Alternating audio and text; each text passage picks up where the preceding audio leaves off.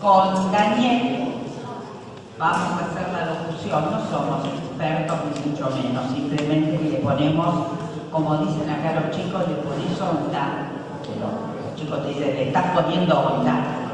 Y bueno, para nosotros es una gran alegría esta idea del padre Pablo de tratar de recordar a tantos que hicieron huellas en esta querida y hermosa parroquia Nuestra Señora del Carmen. Pero además tenemos tantas caras conocidas, algunos que han vuelto, otros que están siempre acá con nosotros. Así que yo les pediría, ¿qué les parece si nos damos un fuerte aplauso de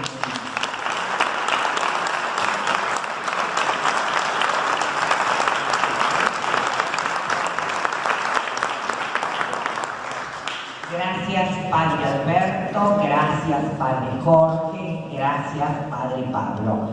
Es muy importante pensar que todo se hace con el nosotros, no con el yo. Y ustedes son el nosotros de la parroquia de Nuestra Señora del Carmen. Caminando juntos a la santidad, tolosanas y tolosanos que nos ayudaron a ser comunidad. En la historia de nuestra comunidad parroquial destacan muchas personas laicas y consagradas que nos han ayudado a vivir la santidad, a crecer en comunidad, a entregarnos al servicio de los hermanos. Ya no están en este mundo, que nos dejaron huella en su paso por la comunidad. Queremos escuchar tu testimonio, el testimonio de aquellos que los hemos conocido. Y yo quisiera agregar unas palabritas a esto que tenemos escrito. Vivamos esto como una experiencia de iglesia. Esto es la iglesia. Construimos la iglesia en base también al esfuerzo y vida de tantos antepasados nuestros. Hagamos memoria, porque esto es lo que tenemos que anunciar. Si nosotros recordamos y damos gracias por nuestra historia, por nuestras raíces, eso es lo que vamos a decirle al mundo, lo que hemos visto y oído. Esto es nuestra experiencia, es nuestra vida, es la vida de nuestros hermanos. Hoy nuestro obispo decía experiencia, la experiencia de la parroquia. Eso es lo que tenemos que transmitir. Y tantas veces nos olvidamos de eso, de que somos y que nuestros hermanos son piedras vivas de una iglesia que está basada en Jesús. Demos testimonio con alegría y aprendamos a vivir esto para que el mundo crea. Entonces, ahora vamos a ir nombrando a distintos hermanos nuestros que van a hablar de otros hermanos nuestros, van a dar testimonio de esos hermanos. Vamos a hablar, como decía Daniel, de los que nos precedieron a la casa del Padre.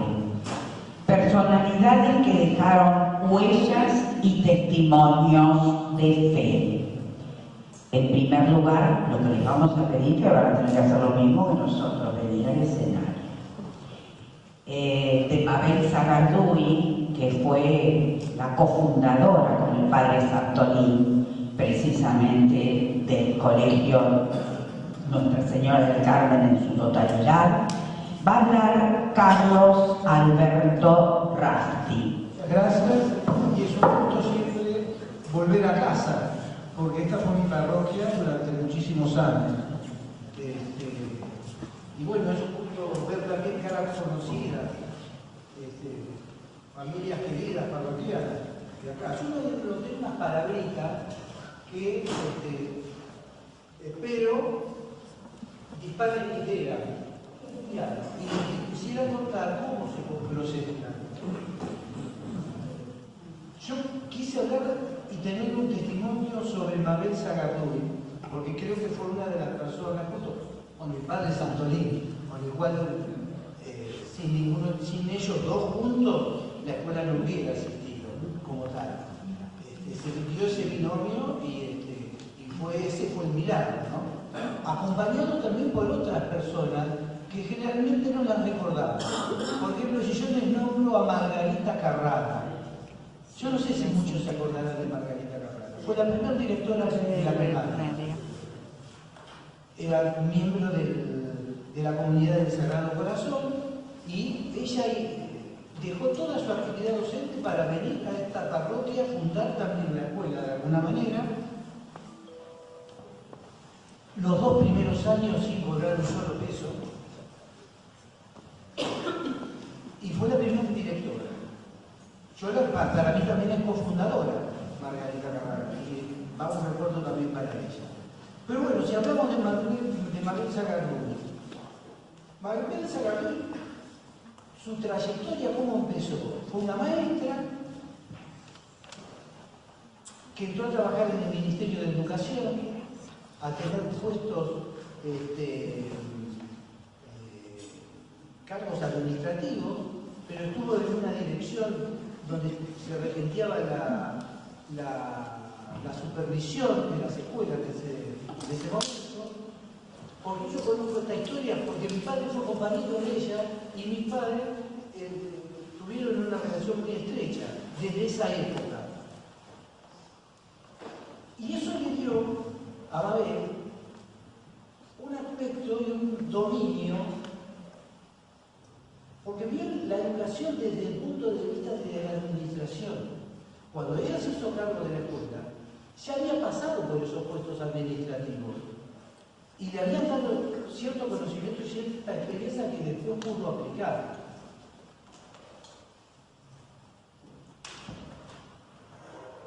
Y aparte de su misión como docente, que tampoco nunca dejó, porque si bien ella no ejerció acá como maestra, solo en los primeros años, cuando se formó una especie, antes de que en el año 57 se promulgó una ley que les permitió el Estado empezó a poder subvencionar a la enseñanza privada.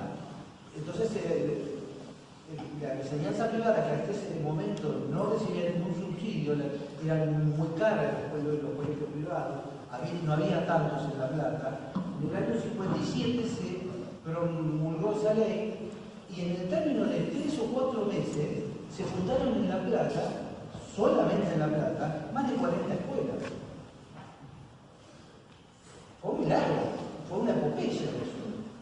Bueno, Mabel participó de todo ese trabajo de comisiones porque en La Plata hubo un arzobispo que se llamó Antonio José Plaza, que participó mucho en el tratamiento de esa ley. Hizo mucho para que esa ley se tratara y se promulgara, junto con Rogelio Frigerio, no sé si ustedes lo recuerdan, el que fue abuelo del ministro que hace poco tuvimos de Interior, ¿no? Bueno, pero una vez promulgada esa ley, la subvención no llegó enseguida. Pasaron 2 años que los docentes trabajaron en forma gratuita.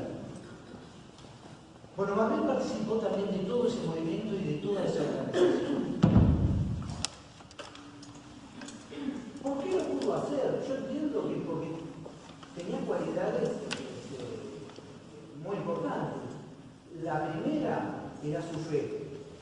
Era una fe inquebrantable, era una persona con una fuerza, con una autoridad que lo marcaba hasta su voz. Tenía una voz firme, lo que diríamos grande, con volumen y grave. Eso daba autoridad. Ella no tenía que gritar, decía, señores, por favor. Y ya estaba. Ese señores, por favor, ya estaba.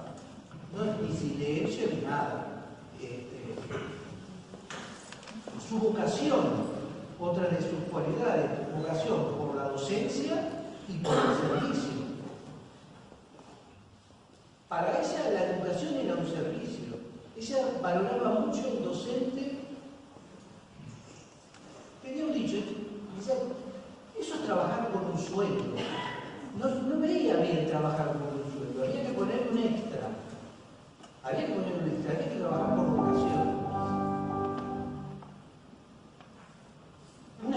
humildad, con valores éticos y morales que siempre los mantuvo. Yo recuerdo una anécdota cuando cumplió, muchos conocidos porque fue vicario de esta parroquia, Monseñor Gross, a Raúl. Cuando Raúl cumplió 50 años, hizo una fiesta y coincidió con el nombramiento de Monseñor Aguirre. Y estábamos charlando un grupo de amigos del Monseñor Gross y bueno, estaba Mabel, y una vez se retira y Monseñor Aguirre dice: me han dicho que es una mujer extraordinaria. Y Raúl, con mucho humor, dice: yo no sé si es extraordinaria, pero lo que le puedo garantizar es que no le va a faltar ni un peso. Ese es uno de los valores éticos también de Mabel. Su trabajo por la escuela, su dedicación todo el tiempo, ese concepto que nosotros ahora tenemos 24/7, bueno, ella lo tenía, no hacía otra cosa que pensar en la escuela. Cómo se podían tener estrategias educativas, que las tenía, hasta la liquidación del sueldo.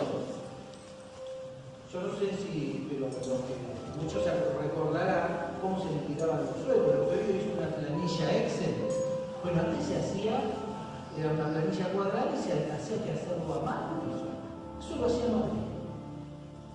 Carlos Alberto, toda la gente que te está escuchando y está de acuerdo en lo que estás diciendo. Lo que pasa es que mirá que te dice Sí, pero estoy siendo muy largo. Exacto, yo te pediría que lo hagas. Más cortito. Su fe, su vocación, su integridad, que ya está dicho, y después los objetivos que ella tuvo, yo creo que lo cumplió, porque dejó ediliciamente un colegio completo, que costaba mucho hacerlo, porque se fue haciendo por etapas. Hoy es maravilloso, porque desde estos últimos 20 años creció muchísimo, pero Manuel lo dejó completo. Y después, lo que logró también es un colegio con un perfil. El sentido de la ubicación, la exigencia en los chicos, en los profesores, eso siempre lo tuvo en cuenta y fue muy exigente en ese sentido. Yo creo que por eso dejó una huella y dio, para mí esos dos objetivos los vio cumplidos. Ahora, Graciela Velasco nos va a hablar de muñeca. Muñeca. Por acá está el nieto, ¿no? Gonzalo, ¿estás por ahí escuchando? Realmente ustedes se acuerdan de Muñeca, las mamás de la vida de madre la recuerdan cuando cruzaba la plaza con su bastoncito en el último tiempo, cuando llegaron a los 100 años y venía siempre. Muñeca, yo le preguntaba a Gonzalo por qué le pusieron ese nombre, porque era muy bonita y hay una foto chiquitita que después Gonzalo te la llevas, en donde era muy bonita, las tres eran muy bonitas, y que en aquella época parecía una muñequita que usaban los chicos, entonces por eso le llamaban muñeca. Y se llamaba Nelly Brazola. Nació en el año 1921-2019, docente de escuela pública, trabajó en la escuela número 5, parece que nos siguen los docentes, de Uni 38 y la escuela número 77, 116, 503 y 531. Nació, creció y vivió toda su vida en Tolosa. Se acerca a la parroquia Nuestra Señora del Carmen en 1994, colaborando y participando en diferentes actividades parroquiales. Madre de 3 hijas y 5 nietos. Se caracterizó por enseñar y dar ejemplo constante, buena, cariñosa y muy apasionada por la parroquia, quien conoció e hizo amigos de grande, compartiendo su grupo de oración con otras personas y otras actividades.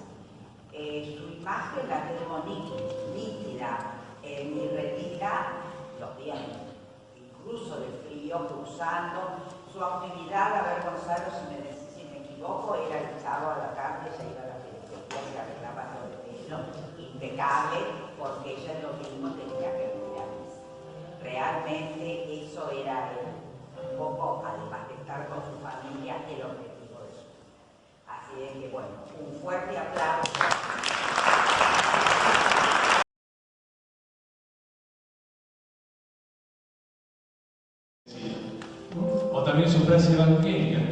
uno se ponía protector y quería exigirle a Dios demasiado, decía, no tentarás al Señor tu Dios.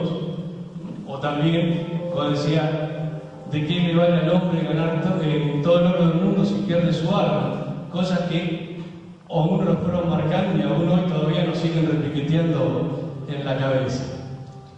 Pero vayamos a la obra de la huella que él dejó. Él llega acá en el año primero como vicario, ecónomo, y después queda los 2 años como párroco. Entre sus primeras obras está el coro. El coro como lo conocemos hoy. Esa fue una de sus primeras obras. Llegó en el año 50 y en el 52 queda como párroco. Después del coro, él empieza a querer hacer la ampliación del templo. Y de hecho se empieza a hacer lo que hoy es la sacristía y extenderse las paredes hacia atrás. Pero algo lo detiene, que hay otra prioridad que lo marcaba Carlitos Rafti hace un rato: el colegio. Y ahí surge entonces en el 57 que comienza a funcionar el jardín de infantes y después la primaria. Ahí tenemos algunas fotos de la inauguración del colegio, y entre esas fotos, además de estar el padre Santorín, Monseñor Plaza, está ahí escondido mi papá, una figura de segundo plano, pero mi papá era el padrino del colegio. El padre Santorín lo había designado padrino del colegio. Ahí vemos algunas fotos del colegio antiguas, algunas de cuando yo era alumno y otras de algunos alumnos que me las prestaron en su momento. Vemos cómo fue evolucionando el colegio a lo que es hoy. Pero después venía el secundario, que dice, claro, ahora tenemos la primaria, pero tenemos que seguir con el secundario, si no la gente de Tolosa se tiene que ir a estudiar a La Plata. Entonces, ahí avanzó entonces con la obra del secundario. El único secundario que estaba, sino también era el estatal, acá en la escuela número 5. Ahí en esto trabajaron su hermano mayor, Dino, con 3 de los hijos, que fueron los albañiles que empezaron a construir la escuela secundaria, que empezó a funcionar al principio en algunas aulas de primaria, hasta que estuvo construido el edificio que hoy conocemos. Ahí tenemos una imagen de la primera promoción de maestros y peritos mercantiles que tuvo el colegio secundario. Seguimos. El padre Santorín en aquella época hacía los viajes de egresados. Acompañaban a Bariloche y a Salarduy en los viajes de egresados. Yo participé de uno de ellos. Allá por el año 74, yo estaba por empezar tercer año, había terminado las clases, y el padre Santorín me ofrece trabajar como peón de albañil en otra obra de acá que vamos a ver más adelante. Y un día me dice, estábamos trabajando en esa obra, en el verano me dice, ¿querés venir a Bariloche en el viaje de egresado? Bueno, y el padre me encantaría. Me dice, yo te lo descuento del sueldo de acá de peón de albañil. Y así le pidió permiso a mi padre y me llevó. Las tecnologías que usaba el padre Santorín en aquel momento era que usaba la máquina de escribir y picar un stencil para todos los comunicados, hacer los títulos, que trabajaba en la Secretaría de Livianas a la Vida también tanto tiempo. Su filmadora, me acuerdo que él filmaba y después tenía la cinta magnetofónica, y muchos de nosotros, él nos convocaba y nos encerrábamos en un salón a grabar las voces. Por ejemplo, tenía la historia de los pastorcitos de Fátima, y cada uno de nosotros aportaba sus voces, y él después lo adosaba, no sé cómo era la técnica, a esa relación, y después nos daba clases de religión. Después que terminó el secundario, se dio cuenta que había que arreglar la casa parroquial, que tenía un viejo caserón de revoque de cal, con chilla, en esa obra en la que yo trabajé como peón de albañil en el verano.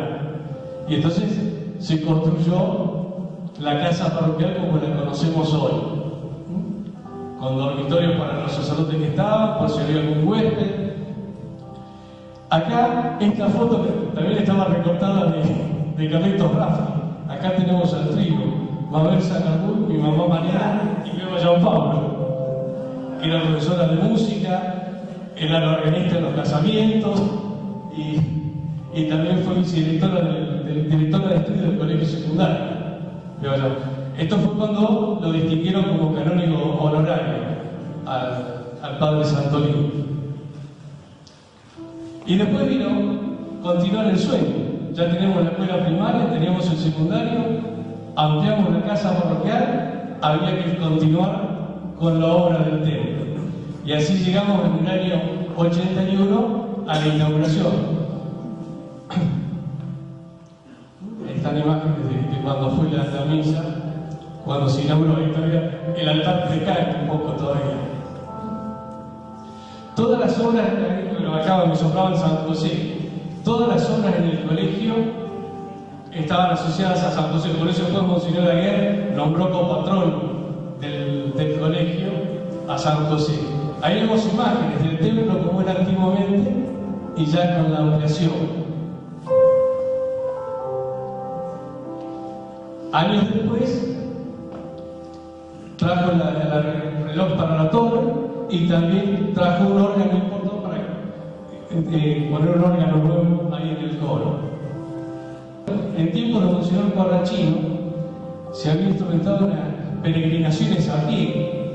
Fuimos a Berisso caminando, fuimos a Punta Lara y una era a Tolosa, que el mal tiempo nos jugó una mala pasada y tuvo que suspenderla, pero sí se hizo la ermita, que estaba en un momento en la plaza, y después, bueno, por los hechos de vandalismo, terminó trasladándose la mayoría al atrio exterior del templo.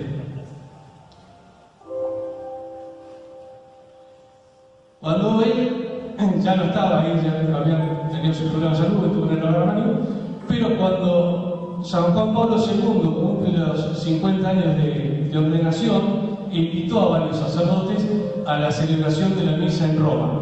Y ahí estuvo el Padre Santolín, que cumplía 60 años de ser ordenado en el año 36. Ahí lo vemos al Padre Santolín bautizando, primeras comuniones, colación de grado del colegio secundario, obviamente que son fotos de mi familia. Y bueno, querido Santolín, fuiste en esta comunidad de Tolosa sacerdote, pastor, confesor, docente, albañil, pintor, relojero, confidente, en definitiva un compañero de trabajo de Dios, como él le gustaba decir. Nos enseñaste a amar profundamente a la Santísima Virgen y a confiar en la providencia. Aún hoy debemos pasar con tu guardapolvo gris o tu sotana segunda tarea a realizar. Pocos años atrás volviste a tu comunidad, a la que te dedicaste por más de 40 años, para esperar junto a ella la resurrección en el día final. Y ahí es donde tenemos al Padre Santolín, que como dice él, se ha hecho merecedor de las palabras de San Pablo en la carta a Timoteo, ¿no? Ya está preparada para mí la corona de justicia que el Señor como justo juez me dará en ese día. Y no solamente a mí, sino a todos los que hayan aguardado con amor su manifestación.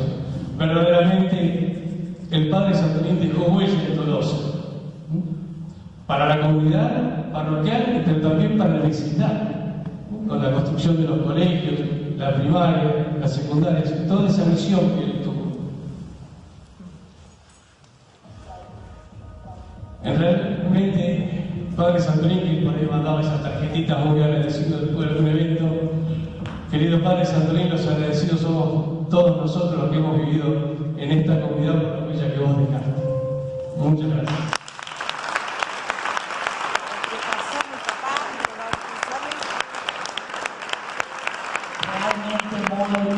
Precisamente dejó acá, y la mayólica que se veía, nosotros, bueno, en nuestra gestión veíamos que se iba deteriorando en la plaza y precisamente la trajimos acá para tenerla con nosotros, junto a los restos del Padre Santolín. Y el otro día yo le contaba al Padre Pablo que estábamos conversando y había dos mamás o dos feligreses que pasaron detrás nuestro y dijeron: voy a saludar al Padre Santolín.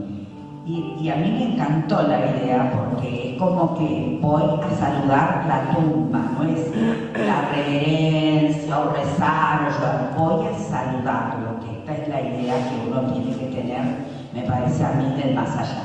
Y voy a presentar ahora a José Martín Recalde, que nos va a hablar de Escribano Horacio Zapata.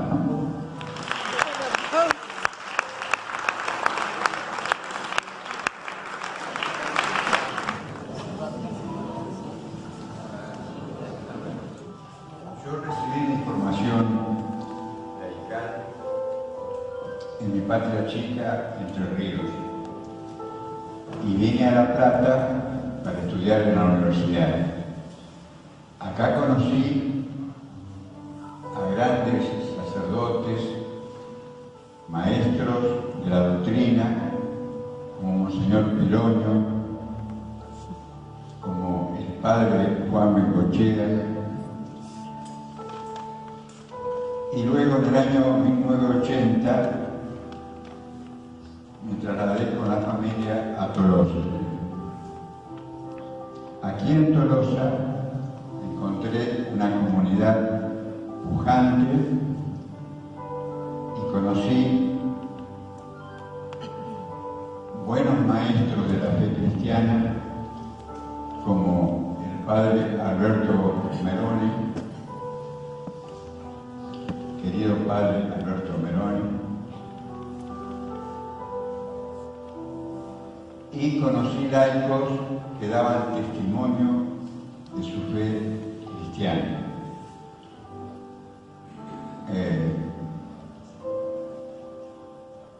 Pensé en dos. Uno de los dos ahora está viviendo en coreano, así que no lo puedo nombrar. Está medio sordo, pero está entre nosotros.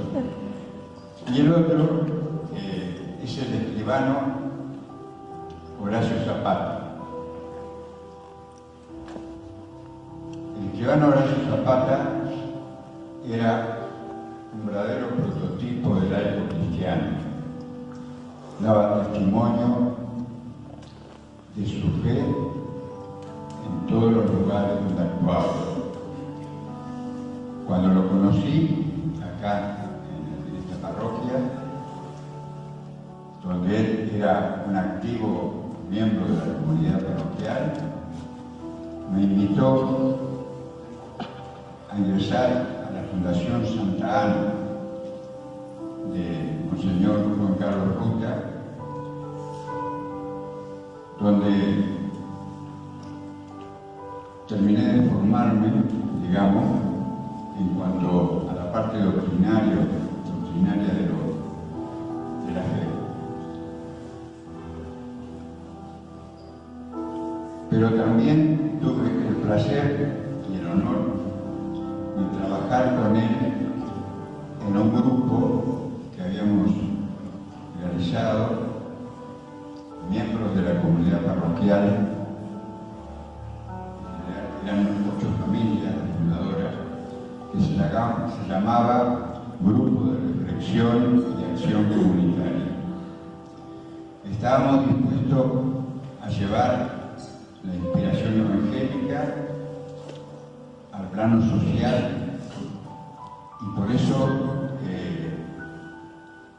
tuvimos algunas realizaciones, como ser, logramos que se nombrara un consejo asesor en la delegación comunal de Tolosa, en la cual participaba un delegado de la parroquia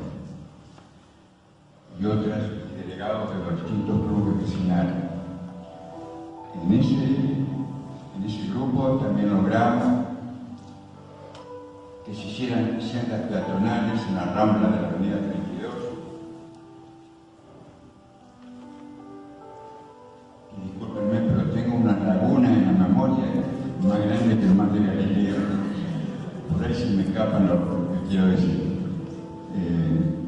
A mis 85 años empiezo a degradarme un poquito.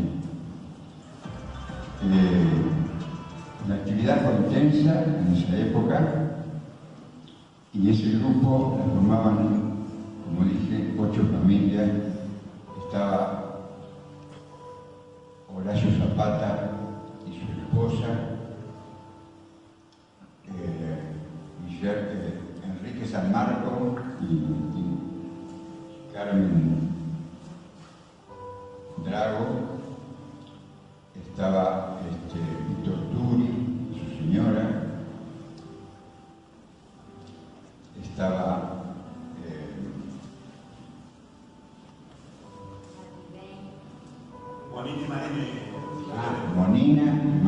Monina Barcia y Manel River, estaba Jesús Cordero y su Señor. Hacíamos reuniones acá a la vuelta de la parroquia, en la casita, y realmente tuvimos buena acogida de parte de los funcionarios comunales que aceptaron las inquietudes que nosotros les llevábamos. Horacio Zapata era un laico arquetipo para los que éramos sus compañeros, era muy afable y trabajamos en otras cuestiones con él también, acá en la parroquia. Y como está presente acá su hija, me gustaría que, si quiere, que recuerde alguna anécdota de su padre.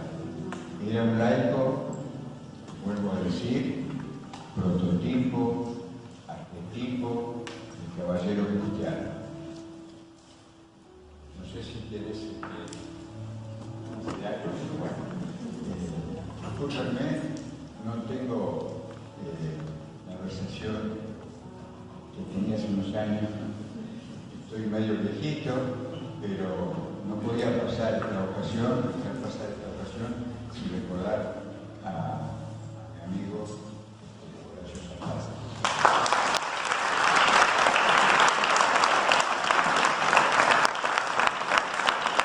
Vamos a hablar de un personaje que todos lo hemos conocido. Se trata de Jorge Millán. Un gran aplauso para Jorge Millán. ¿Dónde está la que va a hablar conmigo? Bueno, arriba Agustina, que es la nieta. Agustina es una discípula mía de esa clase. Ella se saca fotos conmigo porque no se anima a preguntarme qué edad tengo, que no se lo voy a decir. Y entonces dice, yo quiero ser como la señora cuando sea mayor, pero no vas a ver nunca mi edad. La escuchamos, Agustina. Bueno, Jorge Millán es una persona que recordamos porque mostró la fe y el amor a Dios y a la Virgen con su vida de buen cristiano. Jorge Millán, sin dudas, está participando en la preparación de las fiestas patronales con todo el amor que siempre entregó a la Virgen del Carmen, ayudando con los encuentros de catequesis prebautismal, en el coro con su canto, en la procesión con su vehículo, organizando todo y seguro de que no se le escapaba un detalle. En la parrilla o el asado, un año en la motonera hizo costillares para más de 300 personas de la parroquia. Jorge Millán, un verdadero devoto de la Virgen del Carmen.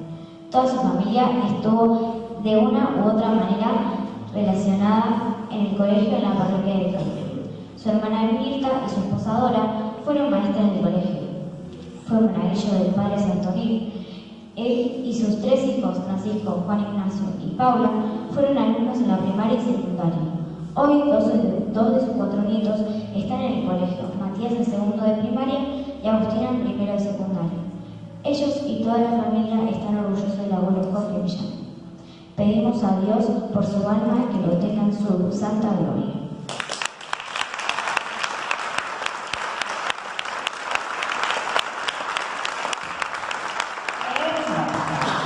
Con Agustina el otro día charlábamos y yo le decía, ¿qué te acordás de tu abuelo? Primero ahí hay una foto chiquitita que yo la saqué del álbum y ahora te la van a entregar porque es para vos, donde está tu abuelo con una gran olla, está el padre Alberto también, que no se perdió una comida, está Chaquito, que era la otra representante legal, no estaba organizando como siempre las mesas, algo tenía que estar organizando.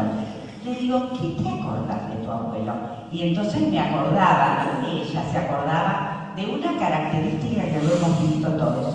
acuerdan que en pleno invierno venía con una camisa remangada que todos temblábamos de frío y él con la camisa remangada? Y ella también se acordaba de eso. Las ganas de hacer cosas, él estuvo un tiempo incluso en el grupo de la Unión de Padres. Siempre que le pedíamos algo, él estaba dispuesto, y esa alegría y esas ganas de trabajar en grupo es lo que siempre lo caracterizó. Muy bien, Agustina, y Pepe.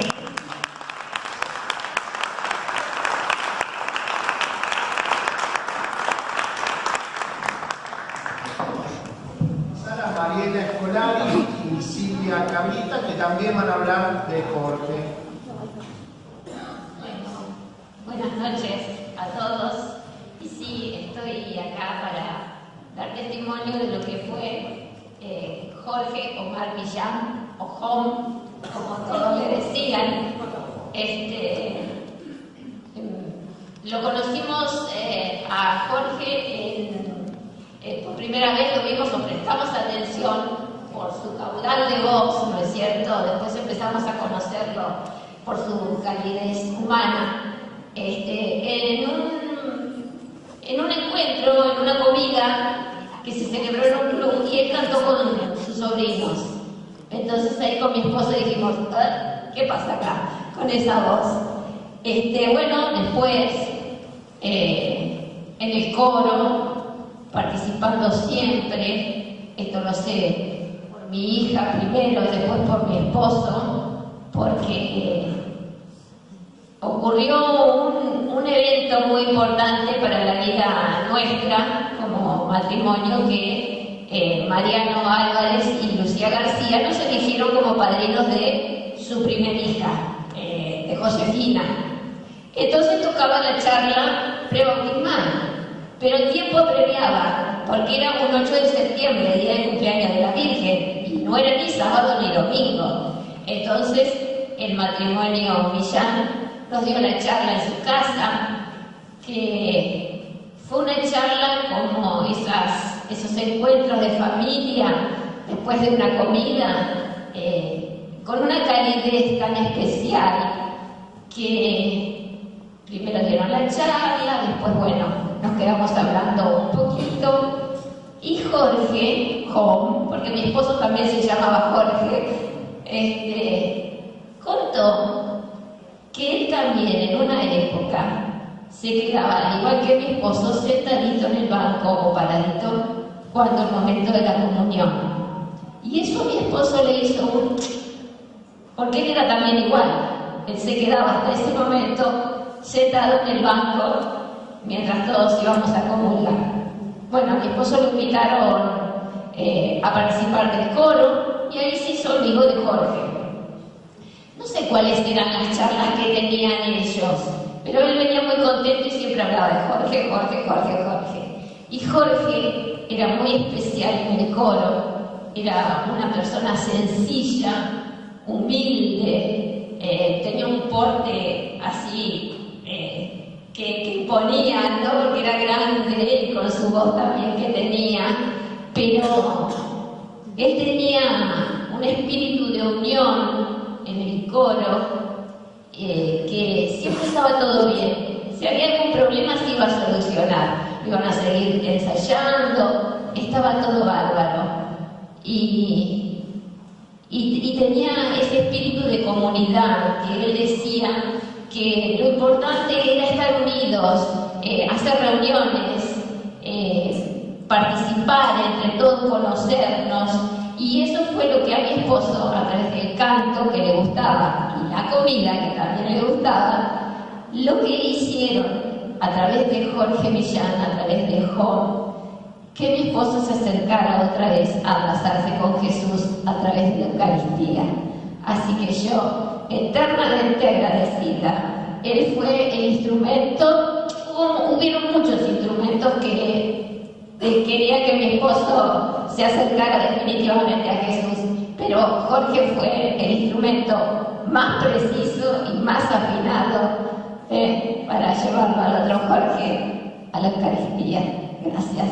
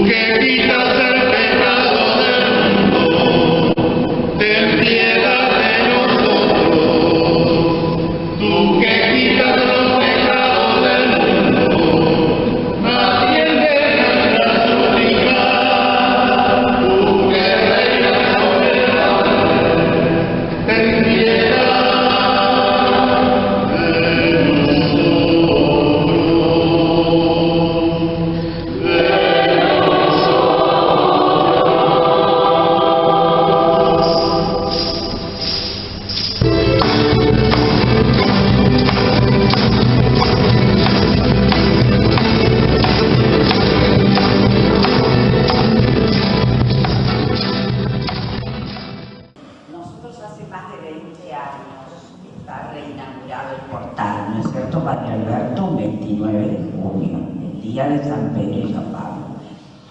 María Gondel fue posteriormente maestra, profesora, soprano, nombrada en el año 2002 la madrina del Portal. En el tiempo de los 100 años de la parroquia se llevó a cabo la reapertura. La soprano, que ya no está entre nosotros, es una estrellita chiquitita que está en el cielo, realmente quería muchísimo el Portal. Era profesora justamente del Conservatorio Girardi y venía muchísimas veces con sus distintos coros, que ella era la directora, y los hacía actuar acá en el Portal, ¿no es cierto? Estaba acompañada siempre con su esposo, el Bugallo, que era Dino Bugallo, el que ustedes conocen, que también está fallecido. María Gondel dejó huellas muy importantes. Yo en este momento, la placa que nosotros le habíamos hecho, la traje acá, está en la puerta, pero a veces no la vemos, ¿no es cierto? Así que por eso la traje, para que ustedes pudieran ver el grupo de amigos, porque éramos, te acordás, Padre Alberto, ¿no es cierto? Un grupo de amigos del Portal, donde estaba también el Padre Marcos Sarmiento, que manda un cariño grande, no pudo estar hoy, pero va a venir en algún momento.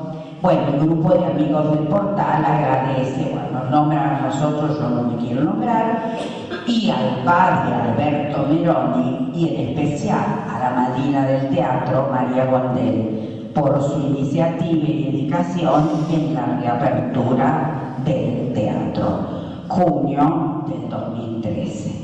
Bueno, realmente acá se hicieron muchísimos eventos, no sé si algunos se acuerdan de haber venido a las obras de teatro realizadas por las familias y demás. Había un grupo de teatro que, bueno, estaba integrado por varias personas, no lo nombro porque están vivas. Bueno, los amigos del Portal trabajaron muchísimo y uno de ellos es sobrino Néstor de Beba Sampaoli, y que fue la primera organista que precisamente interpretaba el órgano de la parroquia. Eso me lo dictaron recién a último momento, Beba Sampaoli. Y realmente estaba integrando el coro. Es muy importante esto porque durante muchísimos años el órgano tocó en las misas parroquiales y ahora vuelve a tocar, ¿no es cierto, Pablo? Y de paso, mando un chivo. El domingo a la tarde, a las 18 horas, porque el domingo van a ser las grandes fiestas patronales, pero a lo mejor alguno no puede venir a la mañana porque está haciendo los fideos o no sé qué está haciendo, entonces puede venir a las 18 horas. A las 18 horas puede participar de la misa, donde va a estar la organista Silvia Biuso con el grupo San Agustín. Así que si no pueden venir a la mañana, pueden venir a la mañana. Que nos va a hablar de Karina Alejandra Magrisi.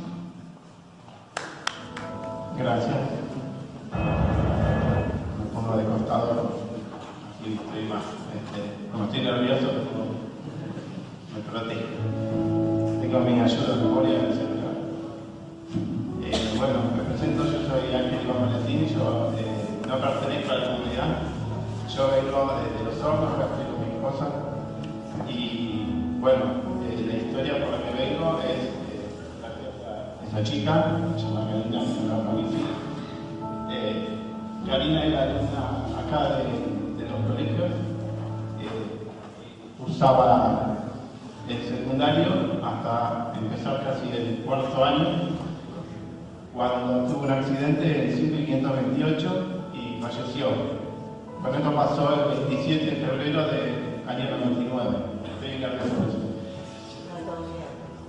Bueno, ella falleció en ese accidente hace ya 23 años atrás. Yo a ella no la conozco, no sé de ella, pero hace 2 años atrás pasaba por una cosa muy difícil en mi vida, me trasladaron del trabajo. Yo soy maquinista del tren acá. Ahora que veo la foto de la iglesia, aparece la señal, una señal ferroviaria y digo, bueno, ahora tengo que ver. Soy maquinista. Y me trasladaron. Pasé unos momentos muy difíciles, se me desorganizó mucho la vida. Me tocó manejar madrugada durante mucho tiempo, incluso ahora también estoy manejando por ruta todos los días. Y en ese tiempo, como que uno se plantea mucho su vida y dice, ¿por qué Dios me pasan estas cosas? Son problemas relativos, hay quien tiene más problemas, quien tiene menos problemas. A mí me pasó eso y como se me complicó un poco la vida. Y le pedí a Dios, decía, bueno, ¿qué es esto? Estaba manejando en la neblina a esta hora, yo no estoy acostumbrado, aplicándome la vida, ¿qué es todo esto? Demostrarme que hay algo más, ¿no? Que esto no puede ser esto solo, ¿sí? Y entonces esa noche tengo, bueno, para explicarlo de una manera, antes de salir a la ruta de vuelta para mi casa, yo descanso un poco, más o menos a media mañana, después de manejar el tren, descanso. Y cuando estaba descansando tuve un sueño muy fuerte,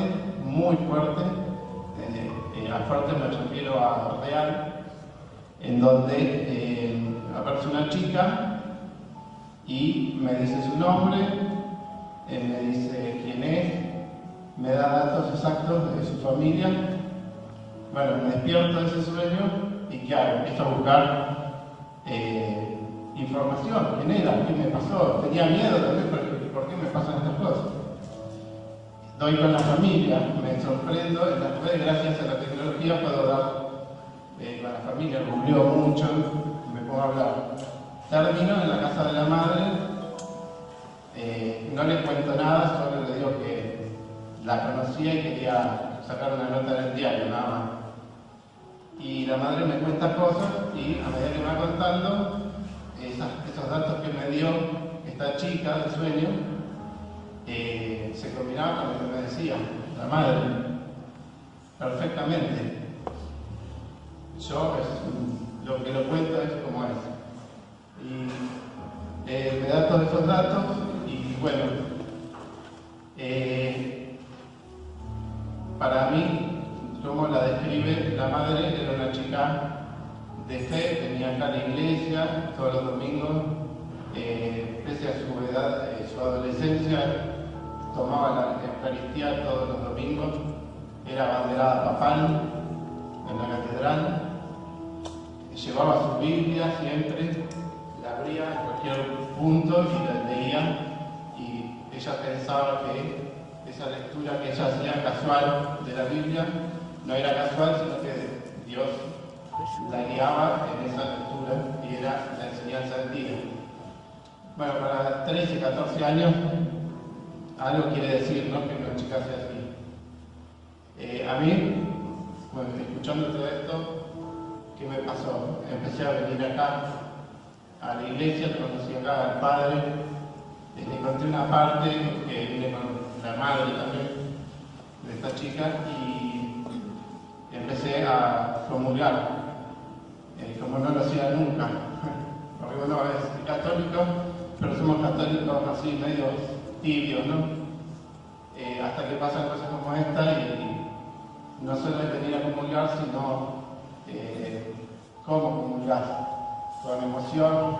Bueno, acá se sentaba esta chica y vino a decirme algo, no sé, hablo y hago fuerza para no emocionarme, porque esto pasa y está pasando, esto es actual, y bueno, no sé por qué pasan las cosas, pero yo se las presento. Esa chica, de algún modo, está entre nosotros, no sé cómo, no sé dónde, pero todo lo que conté es verdad. Nada más. Testimonio realmente, gracias Ángel Iván. Creo que nos dejó a todos atónitos realmente. Y ahora va a hablar de Nelly da Piccione y de Silvia Perton, muy difícil el apellido, Laura Rodríguez. Bueno, buenas noches. Quedé emocionada con algunos de los testimonios. Se me vinieron a la cabeza muchas personas, obviamente Jorge Millán, pero no íbamos a hablar todos de Jorge Millán. Se me vinieron a la cabeza Nélida Pichone.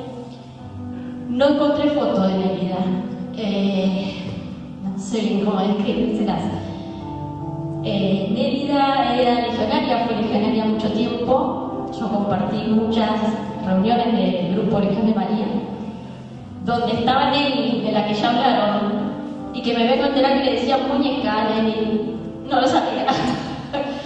Bueno, Nélida, yo la recuerdo con mucho cariño. En ese momento yo compartía las reuniones semanalmente con varias señoras que eran un poco más grandes que yo. Y de Nélida recuerdo que tenía un muy buen humor. Era disparatada Nélida. Y entonces siempre tenía ese comentario. Creo, para mí, uno de los puntos de su ejemplo, digamos, o de su santidad, pasaba por el buen humor. Yo me acuerdo, bueno, aparte del buen humor, ella siempre estaba invitando a la casa. Vénganse a tomar un tecito a la tarde. Alguna vez fui, no me acuerdo si era su cumpleaños o en un día como... Lo que me llamó la atención de Nélida fue esto que todos sabíamos, todos los que la conocimos, que se caracterizaba por hacer chistes todo el tiempo. Y un día yo me volví, después de una reunión, a mi casa, que vivía todavía acá en Tolosa, con ella. Y no sé de qué estábamos hablando, y Nélida me dice, no, porque yo sufrí de depresión. ¿Qué, Nélida? Le digo, como siempre hacía bromas. Yo digo, no, pero en serio, porque había que preguntar si te decían en serio las cosas. Sí, bueno, en alguna otra época de su vida, ¿no? A mí me quedó como muy marcado, no podía creer que una persona que se caracterizaba por estar como siempre alegre hubiera tenido ese problema. Y después, por otro lado, me acordé, obviamente, de Silvia, de quien sí tenemos ahí las fotos, Silvia Pertón, que creo que... Bueno, Nélida, de la que hablé recién, por ahí alguno la conoció, ella ha recorrido toda Tolosa llevando la imagen de la Virgen por las casas. Y Silvia, bueno, entre el coro y atender la santería, especialmente, elegí hablar de ellas dos porque me di cuenta que tenían mucho en común, aunque no sé si se llegaron a conocer. ¿Sí? No sé, ni idea. Nunca las vi juntas. Bueno, me tiran, no sé, no escucho nada, pero que están tirando data. Bueno, no sé. La cuestión es que de Silvia también rescato lo mismo, esas virtudes que rescató Nélida. El buen humor era disparatada, Silvia. Bueno, nosotros jorobábamos mucho con Silvia, hasta que yo me cuesta llamarle Silvia porque ya le habíamos puesto un sobrenombre. Ella salíamos a hablar de la parroquia. En realidad yo a Silvia la conozco por que apareció en el coro, digamos. O la conozco un poco más, por lo menos. La recuerdo más de que yo tocaba la guitarra los domingos en la misa de la mañana y Silvia siempre se aparecía y casi que nos advertía. Yo estaba tocando la guitarra con él en ese entonces. Y decía, yo, chicas, discúlpenme, yo voy a gritar, voy a desafinar, ustedes me van a disculpar, pero para mí esto es una terapia, casi una terapia. Venir acá, yo me siento bien cantando. No, quédate tranquila,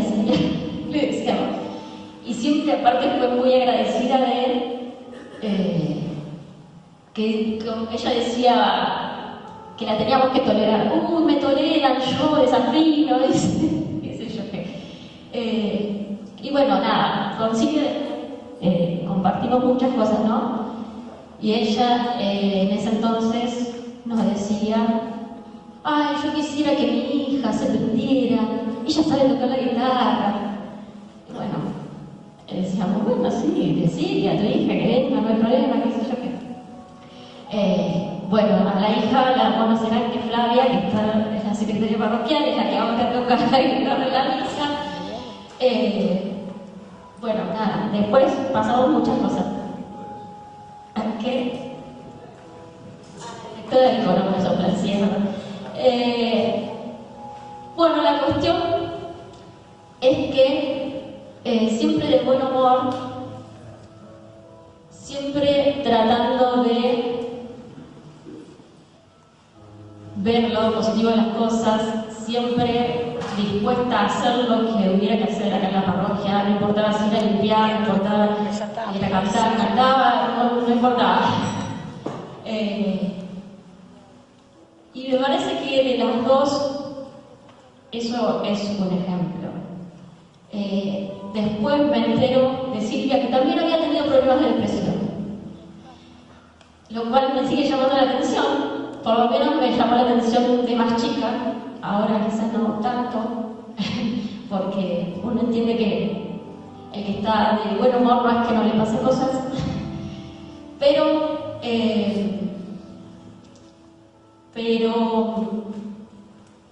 nada, me suena una gana de lo que iba a decir, pero bueno, nada, el buen humor de ella me pareció que era una decisión que ella tomaba, ¿no? Sobre todo sabiendo que había tenido problemas. Así que rescato eso, que ir por la vida con una sonrisa y tirando buena onda es una decisión, más allá de lo que nos pase. Bueno, yo soy Graciela, sobrina de Porota, como más conocida que María Vicenta. Voy a hablar más que nada de lo que es mi testimonio como sobrina. Creo que fue una tía con mayúscula, con la que compartimos diario, porque ella vivía en adelante, yo soy en una casa atrás con mi familia, así que era compartir día a día con ella, ¿no? Y con su hermana Chela, que también es conocida acá en esta comunidad. ¿Qué podemos destacar de Porota? Que creo que coincidimos sus sobrinos, que no pudieron estar hoy acá, pero que lo hemos charlado, que siempre supo construir y ayudar a construir familia. Destacamos la disponibilidad plena para todos nosotros, empezando por sus papás, como lo cuidaron, sus hermanos, sus sobrinos, los sobrinos nietos y los sobrinos bisnietos con los que pudieron compartir. Una disponibilidad plena, la alegría que transmitían y sobre todo la paz interior que transmitía Porota. Esto también lo han marcado testimonios de gente que cuando hemos compartido cumpleaños me dejaban mensajes y decían y le agradecían a Porota esa paz interior, que creo que es el gran regalo que nos dejó a todos nosotros también. Era una persona que sabía los gustos de todos nosotros y nos mimaba mucho y siempre abría las puertas de su casa para todos. Incluso enseñando matemáticas, que era una profesora muy exigente, pero que iban todos los conocidos a aprender con ella matemática también. Y fundamentalmente, ella amó mucho a Dios y a la Virgen y nos enseñó a hacerlo también a nosotros. Porota la recordamos con sus misas diarias, que aún con sus 80 y pico años venía manejando en su Renault a la misa. Cuando no podía venir, la escuchaba por Radio María o la veía en televisión, la misa diaria, y el resto del rosario, en el cual ponía las intenciones de todos sus seres queridos, y yo creo que rezaba más de un rosario por día y mucho en compañía de Chela también, ¿no? Y creo que este testimonio que nos dio a nosotros como familia lo dio tanto a nivel eclesial en todos los ámbitos que se desarrolló, como también el profesional, como profesora de matemática, ¿no? ella tenía su corazón en la Acción Católica, donde trabajó activamente en la parroquia San Roque primero, después acá en el Carmen, en el Colegio del Carmen, donde el otro día leyendo cosas que ella dejó escrita, yo no me acordaba, estuvo desde los comienzos del colegio secundario, trabajando ad honorem como profesora en aquel momento, ¿no? Después recuerdo mucho todo su amor por la Biblia, que se reunían en su casa con el padre Montaña y hacían lecturas reflexivas de la Biblia, ¿no? Y especialmente en el trabajo en la Secretaría Parroquial de acá de la Parroquia del Carmen. Ella, entre las cosas que escribió, dijo que en ese lugar pudo brindar todo lo que la Acción Católica le había enseñado. Y así fue como siguió, creo que hasta los 90 años más o menos, trabajando en la Secretaría Parroquial.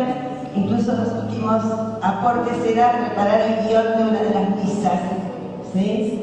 Así que creo que fue un ejemplo de entrega y de testimonio cristiano. Simplemente que nosotros demos gracias a Dios y a nuestra Madre por todo lo que vivimos con ella y por todo lo que dejó en nuestros corazones, junto con Chela, lo vuelvo a decir, su hermana inseparable, y que también para nosotros eran las dos tías siempre dispuestas a acompañarnos en todo. Y bueno, y agradecer a ustedes por habernos invitado a ser parte de esto tan lindo que es agradecer las huellas que dejaron ellos en nosotros.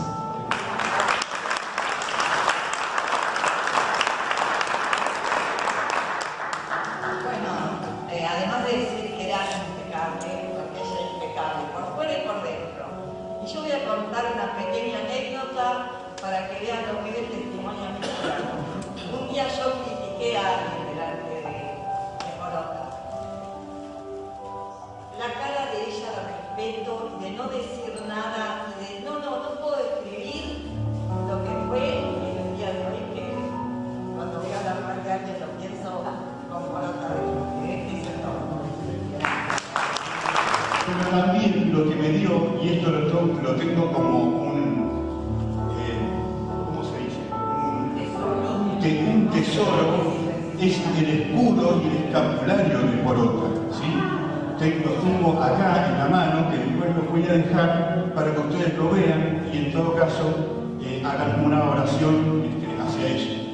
Y después también por fuera del programa, ¿sí? Yo había escrito, perdón, yo soy así, así que todos me conocen, yo soy así, bien. ¡Apa! Bueno. No, pero yo,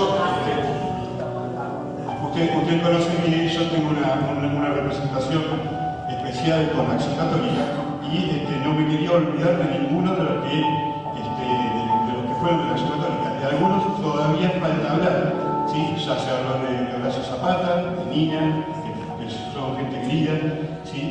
Pero también voy a hablar de Diego, de Alejandro, recién la nombraron a Chela, por supuesto, a Manel, pero no me quiero olvidar de dos personas que también fueron de Acción Católica y que pasaron por acá por nosotros, por nuestra parroquia, y que a pesar de que no fueron así tan grandotes, tan gigantes como algunos de los que estamos nombrando, sin embargo, a mí por lo menos, y quizás algunos más, dejaron una pequeña marca y no me quería olvidar de ellos.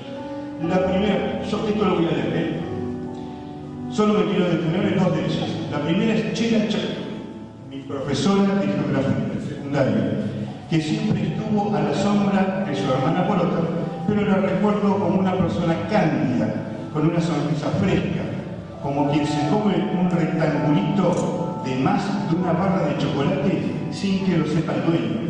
Más o menos así. Esa era la sonrisa de Chela.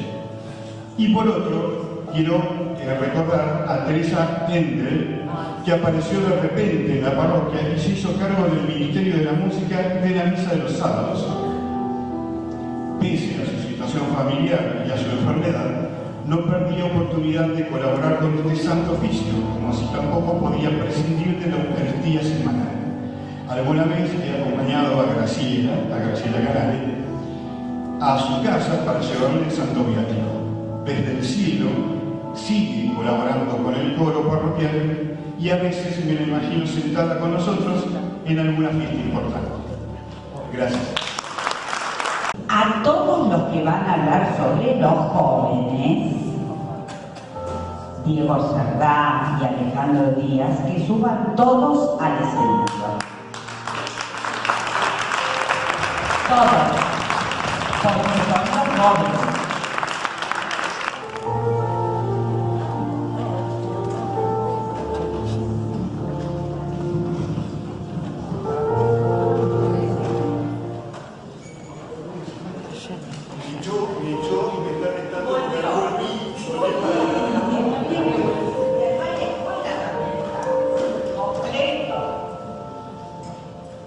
Bueno, cuántas emociones, ¿no? Cuánta gente querida y cuánto para dar gracias a Dios por ellos.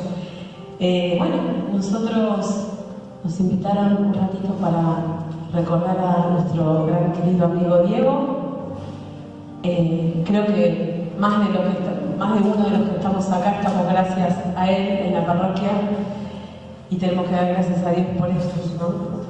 Bueno, Diego nació el 12 de noviembre de 1968 en la ciudad de La Plata. Se llamaba Diego Francisco Cerdá. Es el quinto de 6 hermanos. A los pocos días, el 25 de noviembre, es bautizado en la parroquia Santa Lucía, en la localidad de Lindeler, todos conocemos. A fines de 1977, la familia se muda al barrio de Tolosa, frente a la parroquia Nuestra Señora del Carmen y el colegio parroquial. La infancia de Diego, como todos sabemos, transcurre entre la vida familiar, los juegos en la plaza, la actividad parroquial y el colegio. En 1982, su hermano Raúl y Néstor Caruso, este último posteriormente presidente de Acción Católica de Jóvenes y del Consejo Diocesano, forman el grupo de jóvenes de Acción Católica de la parroquia. Los hermanos Cerdá integran los grupos y rápidamente pasan a ser dirigentes. Diego comienza una de sus grandes pasiones, el trabajo con los niños, todos los aspirantes de Acción Católica. Bueno, acá hay varios amigos que tuvimos la gracia de tenerlo y conocerlo, y bueno, y tenemos varias anécdotas para contarles, Dieguito. Bueno, como dijo Yani recién, los que estamos acá, la mayoría, llegamos a la parroquia por él. Por ahí lo queríamos presentar yo personalmente como una persona común, como cualquiera. Yo lo conocí cuando él tenía la edad que tiene mi hijo, a los 13 años en el colegio secundario. Y nos unía a un montón de pasiones, principalmente la pasión por el pincha, que la compartíamos desde el primer momento, pero en él contagiaba alegría, contagiaba el amor por Jesús, y a todos nos fue de esa manera atrayéndonos acá a la parroquia, ¿no? Yo tuve la dicha de conocerlo a él, conocer a su familia, con la que hoy sigo manteniendo estrechos lazos, y principalmente el amor por aspirante, ¿no? Él me hizo, cuando yo entré a la parroquia, me llevó a trabajar con él con los chicos, y bueno, y su amor por aspirantes. Y principalmente que era una persona que todo proyecto, toda cosa que se le cruzaba y la quería lograr, lo lograba. Y con Mariano compartimos el secundario con él y todo. El Diego era un tipo que era líder, pero líder positivo, ¿no? Siempre dando testimonio, siempre encontrando el momento para tener la palabra justa con aquel que lo necesitaba, y bueno, cosas que hoy recuerdo. Y bueno, comencé con la parte inicial, que era cuando lo conocimos en secundaria. Sí, acá nosotros lo describimos a Diego como una persona que era buena, que ha tenido una buena actitud hacia todo aquel que lo conoció, pero eso vino de mano de un trabajo. A él le costó muchísimo ser como fue, ¿sí? Él le costaba mucho torcer las tentaciones y demás, ¿sí? Él, gracias a ello, a la buena lectura, él se formaba muchísimo, compraba muchos libros y se formaba con buena lectura, ¿sí? Gracias a ello, él estaba pendiente, ¿sí? Aprendió a estar pendiente de todos, ¿sí? Él siempre estaba mirando a ver la necesidad de todos, en particular, y con Gabriel lo hemos visto y somos testigos, en particular estaba pendiente de los niños, ¿sí? De la juventud y también de los enfermos, ¿sí? Él dejaba todo, dejaba incluso las cosas que por ahí le gustaba hacer en pos de el prójimo, ¿sí? Él testimoniaba con esa vida, ¿sí? Tenía una profunda vida de fe y de oración, ¿sí? De hecho, él tenía el escapulario y era ferviente admirador de Nuestra Señora del Carmen. De hecho, cuando se fue a vivir a Tres Arroyos, la parroquia que frecuentaba es la de Nuestra Señora del Carmen, de Tres Arroyos. Así que venía acá a la parroquia y después iba para allá. Y se me apagó el celular con el gozo. Aquí era una persona que dejaba huella cuando pasaba.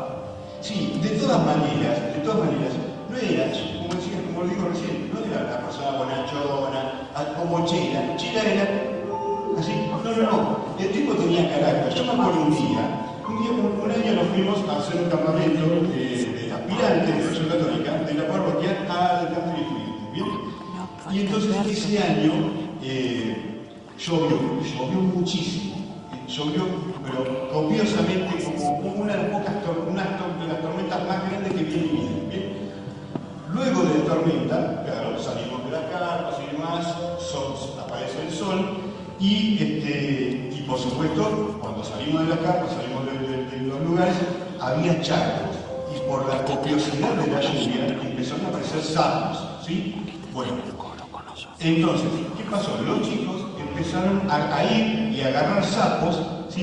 Y los agarraban con la mano, y jugaban con ellos en contra de la naturaleza, digamos. Bueno, y algunos de ellos, estaba la pileta de estudiantes, que es una Y, y los agarraba algunos de las patas y los revoleaba para dentro de la pileta. ¿Qué pasa? Yo me voy, había un tumulto de chicos, voy y me voy para allá, ¿no? Y entonces veo que estaban haciendo eso y me tentaron. Y agarré y empecé a hacer lo mismo que ellos. Empecé a agarrar sapos y los empecé a revolear dentro de la pileta. Vi el enemigo de atrás hecho una furia. Y entonces, pero todo, incluso en el testimonio que yo escribí, todavía recuerdo la cara y la conmoción, porque nunca pocas veces lo vi así. Estaba furioso porque había atentado contra la naturaleza y estaba atentando con un animalito que era inocente. Y entonces nos pone en fila, y desde la cabecita más chiquitita hasta la más grande. Y entonces, bien dirigente, ¿cómo puede ser? Ustedes no pueden hacer esto, porque está la naturaleza y hay que cuidarla, y empieza a retar a cada uno de todos así, empieza a retar desde el más chiquitito, y termina conmigo. Dice, sordo, vos sos un boludo. A ver, vos tenés que dar testimonio. ¿Cómo vas a hacer esto? Pero vos sos tarado. Y entonces eso este recuerdo que tengo de Diego, esa autoridad que tenía a la hora de hablar, es lo siguiente, ¿sí? Nosotros somos testigos y testimonios de los que nos ven. Ojo, y más que nada, ojo, cuando tenemos presente a chicos, a niños, tenemos una responsabilidad que darle. Nosotros tenemos que ser testigos de Cristo, no ser cualquier cosa, porque cualquier cosa está en el mundo, nosotros tenemos que ser otra cosa distinta, ¿bien? Así que ese también es el libro.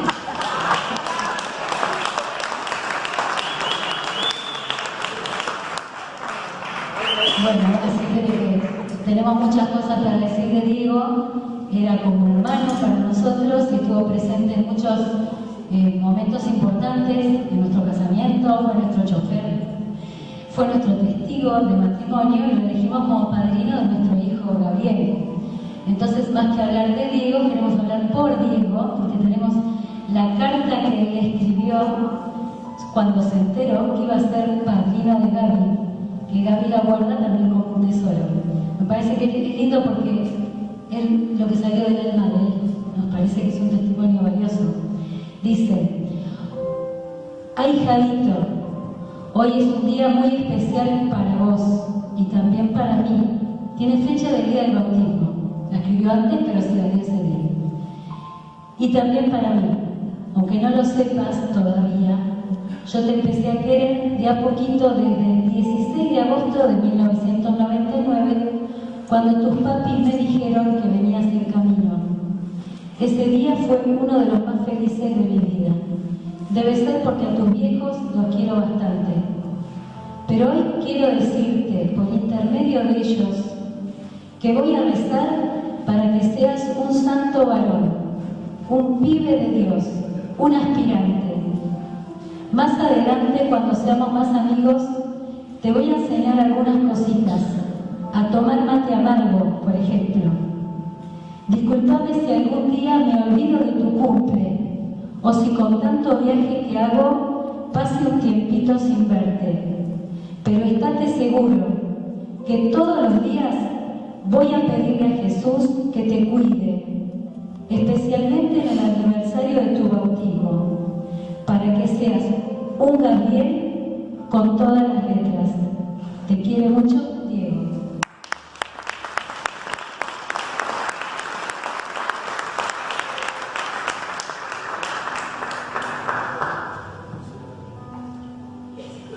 Bueno, para cerrar, esta gente que estamos hablando, especialmente de Diego, fueron piedras angulares dentro de esta comunidad. Entonces, el tiempo que le estamos dispensando es muy importante, porque tal vez son semillas que estamos sembrando para las futuras generaciones. Estuvimos hablando con la mamá antes de ayer en la casa y fue muy emocionante estar ahí donde antes nos reuníamos con él. Y nos estuvo contando muchas anécdotas, ¿no? Y una de las que nos contó, que era cuando estaba jugando con los sobrinos, y el papá estaba muy enfermo, y estaba jugando en la plaza, y el papá tenía ganas de ir a tirar unas pelotas al country. Y entonces, atento a la salud del padre, le dijo: bueno, chicos, con ustedes tengo toda la vida, con él no. Y eso fue con el papá a tirar unas pelotas al country. Y al final se terminó yendo con el papá, pocos meses. Entonces, realmente él siempre estaba más pendiente de la otra persona que de él mismo. Él siempre se postergó. Acá tenemos los hermanos también presentes, que tal vez ellos tienen muchas más anécdotas, pero bueno, nosotros somos diminutos, pero hacemos lo que podemos. Quiero cerrar con una especie de testamento espiritual que él hizo a fines de 2001.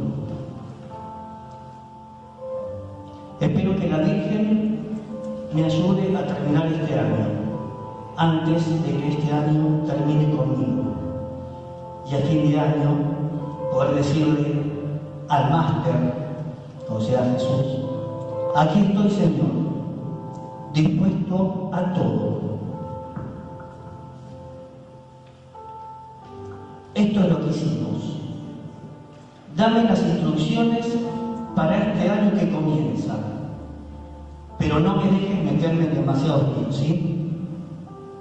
Te mando un beso grande y rezar para que pueda hacer la consagración a la Virgen, que es algo que vengo postergando y me propuse no fallarle en este año tan singular. Él no hubiera querido que hagamos esto seguramente, pero bueno, acá estamos. ¡Bravo, Diego! Bueno, yo soy Verónica Arias, soy la hermana de Ale Díaz.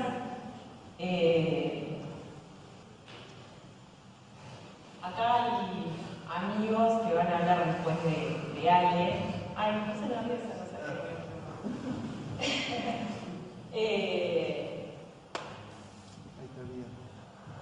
Acá tenemos un video. Primero vamos a ver el video, que es el que manda el tío Carlitos. ¿Qué mamá? No, ese es el de... Ella es de mamá que me da más de que yo tengo 47. Es de Dayana Escobar de Bolsa Corriente. Ah, es otra cosa. Sí. Carlitos, mi tío, Carlitos es mi tío, es sacerdote, escribió un libro sobre Ale. Carlitos acompañó a Ale, nos acompañó siempre a todos, a nivel familiar, desde siempre, con la enfermedad de Ale mucho más, con mis papás también, con todos los hermanos. También quiero decir que a mí, Carlitos me acompañó mucho después de que falleció Ale, que cuando yo caí en la cuenta, él se vino una semana y se instaló al lado mío para estar conmigo. No sé si sabían ustedes. Siempre estuvo, es muy trabajador porque es esos curas que están en la iglesia y también salen al territorio a trabajar y se hace el tiempo siempre para estar con la familia, que somos muchos, porque mi mamá son 11 hermanos y él está con todos los hermanos de su familia acompañando también. Así que, bueno.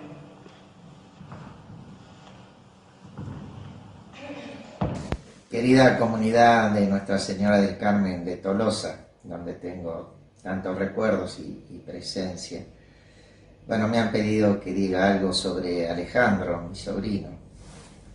Bueno, en primer lugar, en la familia Alejandro siempre fue un chico muy comunicativo. Bueno, comenzó su diario, ese ejercicio de comunicar en su casa, y después lo amplió a toda la inmensa familia que tenemos, y a todos nos enviaba su diario. Eso después lo llevó también a estudiar periodismo deportivo en la Facultad de Ciencia y Comunicación de La Plata, y donde trabajó tanto para que se recibieran los periodistas deportivos con título universitario. Después, en lo religioso, Alejandro siempre fue un chico muy dispuesto para la gracia de Dios. Esa sería la palabra correcta.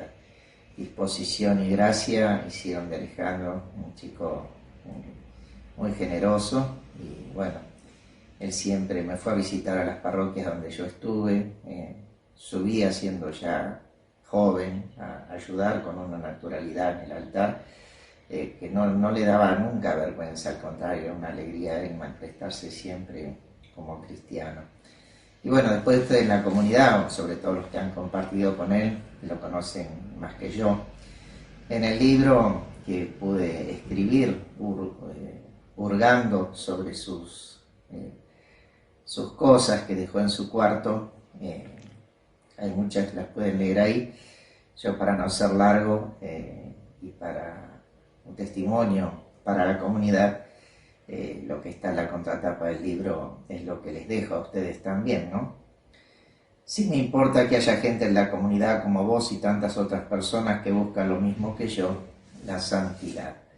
Como esta es la vocación de todo cristiano, qué lindo que una comunidad como la del Carmen de Tolosa tenga jóvenes o integrantes de la comunidad que busquen la santidad. Rezo para que en la comunidad de ustedes siga vivo ese deseo de Alejandro y de todos ustedes, y también lo pido para mi propia comunidad. Les doy mi saludo, mi agradecimiento, porque siempre he sido recibido con mucho cariño en la comunidad, y que los bendiga Dios Todopoderoso, el Padre, el Hijo y el Espíritu Santo.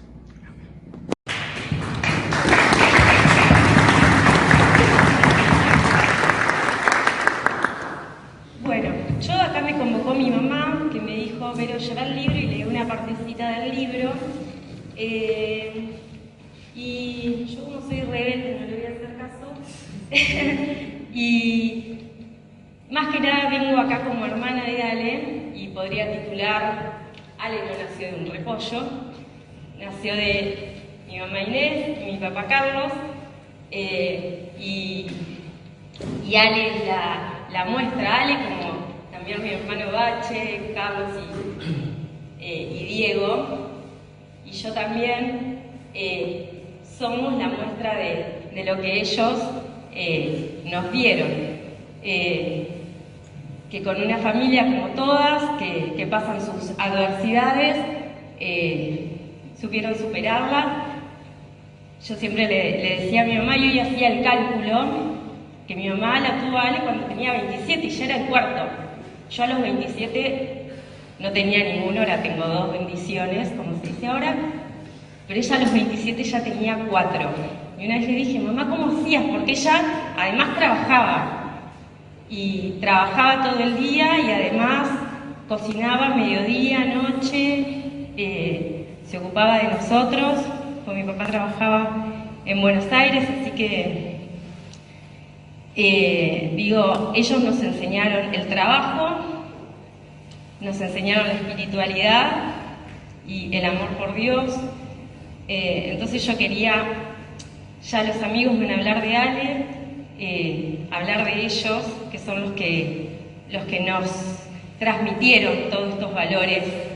Y en el libro de Ale, que se llama La adversidad no me vence, me retempla, que un poco lo decían en las otras exposiciones, que el tema no es que no tenemos problemas, sino es superar esos problemas y seguir para adelante.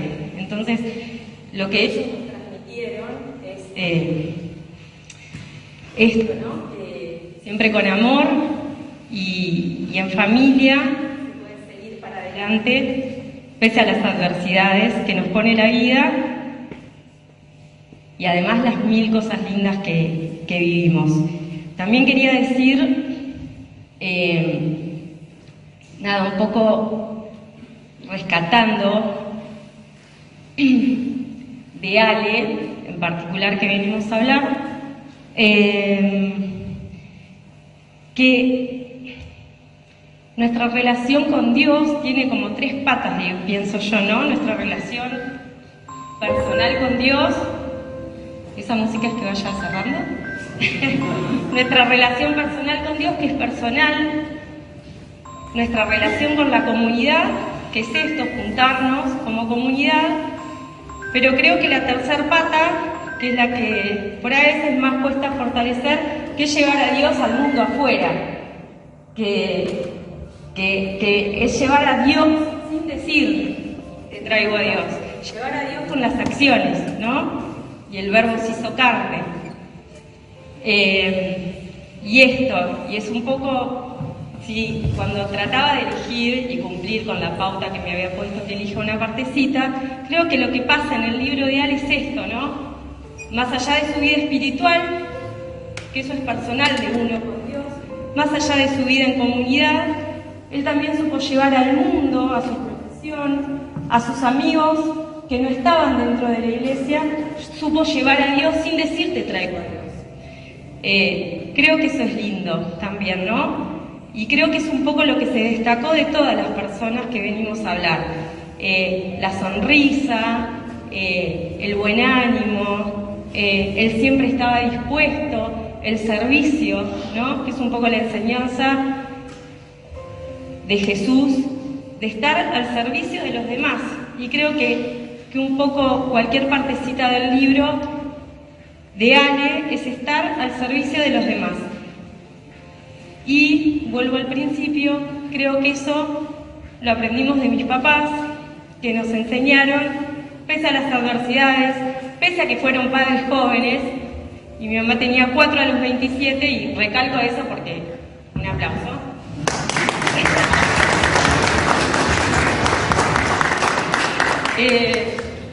Y ella un día le dijo, mamá, ¿cómo hacías? Porque uno cuando es madre ya se empieza a dar cuenta, porque ella estaba del interior, no contaba con sus papás para que nos cuiden, y nos dice, ustedes eran buenos. Y yo creo que cuando uno ve a alguien bueno, habla de uno, ¿no?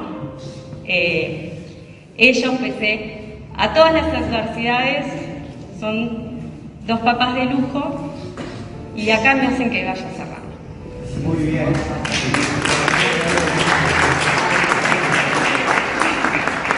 Bueno, ahí se escucha bien. Sí. Llegó el momento de hablar del gran capitán que teníamos nosotros. Yo le voy a decir algo al padre Pablo, que en esta parroquia, mientras nosotros estemos acá en este mundo, el Ale es el Ale. O sea, puede haber más Alejandros, más Alejandras, pero el Ale es el Ale. En el mundo del fútbol, ¿quién es el Diego Maradona? Bueno, acá en esta parroquia es Alejandro Díaz.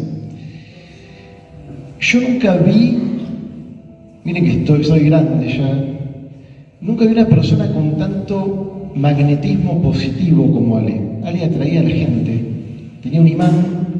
Yo cuando venía para acá recordaba que nunca lo vi a Ale apartado en una reunión. Era que por ahí pasa, nos pasa que en un grupo de gente por ahí nos aislábamos, siempre estaba con gente. Yo lo conocí a Ale, escuchando ahí, yo lo conocí a Ale en Acción Católica, pero contrariamente a lo que muchas personas piensan, no compartí mucho de Acción Católica con él. Cuando él se decidió a empezar Acción Católica, te hizo renegar, Inés, ¿no? Un poquito. Cuando Ale empezó Acción Católica yo ya me estaba yendo, entonces compartí 3 o 4 meses. ¿Se escucha ahí?